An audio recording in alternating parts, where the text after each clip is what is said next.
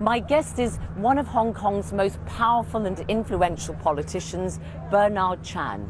How much autonomy does Hong Kong really enjoy? And what does the situation here tell us about the direction in which China as a whole is moving? Bernard Chan in Hong Kong, welcome to Hard Talk. Thank you. Any attempt to endanger China's sovereignty and security, challenge the power of the central government and the authority of the basic law, or use Hong Kong to carry out infiltration and sabotage activities against the mainland is an act that crosses the red line.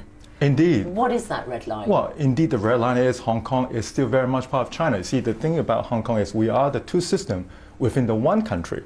So the red line clearly is you cannot ever mention the separation of China, Sounds Hong like a Kong. threat, though, doesn't it? Don't cross the red line. Well, he says to Hong I think Kongers. he's basically reminding some very small part of Hong Kong that actually have this illusion that Hong Kong can be. I mean, Hong Kong is a full autonomy. We have high degree of autonomy, but doesn't mean that there is any hope of a separation from China. So I think that is basically a reminder to a small part of Hong Kong that may have that illusion. Small part? Well, you know what? A lot of people, a lot of the younger people, they may not have the experience of understanding the changeover. Hong Kong returned to China now for 21 years.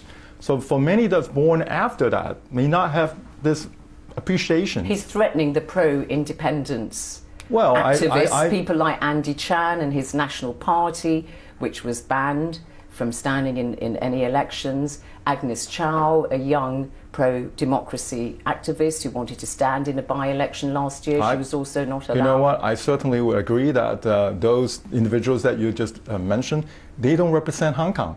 The rest of Hong Kong people, we very much feel that we are part of China.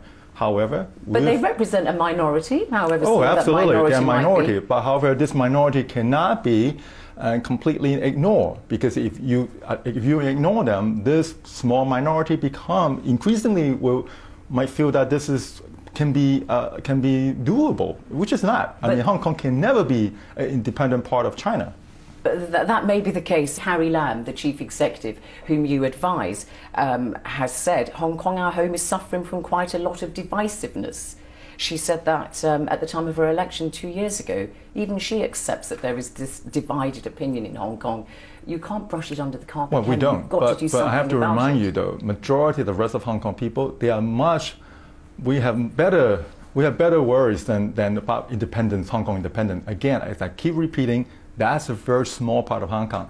The bigger part of Hong Kong, we worry about our future. Are we going to continue to be prosperous?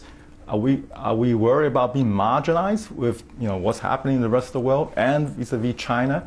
Those are the bigger issues that we are facing. Of housing affordability. We have tons of other topics that we need to pay much more attention than talking about independence of Hong Kong, which is a non-starter. So that's why I kept saying, for the international audience, maybe they feel this is the burning issue, but they are not for Hong Kong people. Not everybody who is a pro-democracy activist necessarily advocates independence. The two things are separate. Is that the case? Because, I mean, you work in business, you come from a family who've been involved in insurance and banking, you sit on the boards of both Chinese and foreign companies.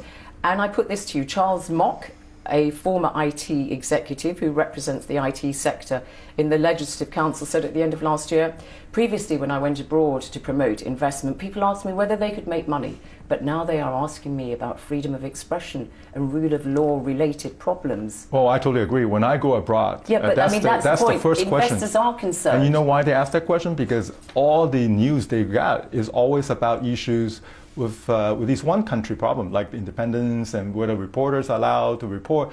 All they hear about is that. They don't see what's happening day to day in Hong Kong lives, where business is thriving and people continue to invest in using the advantage of that system. Point I was because they only got to hear from the international media all the things relating to the politics. That's your answer to that, but the point I was making, which is true. Okay, I'll put you a very informed opinion then.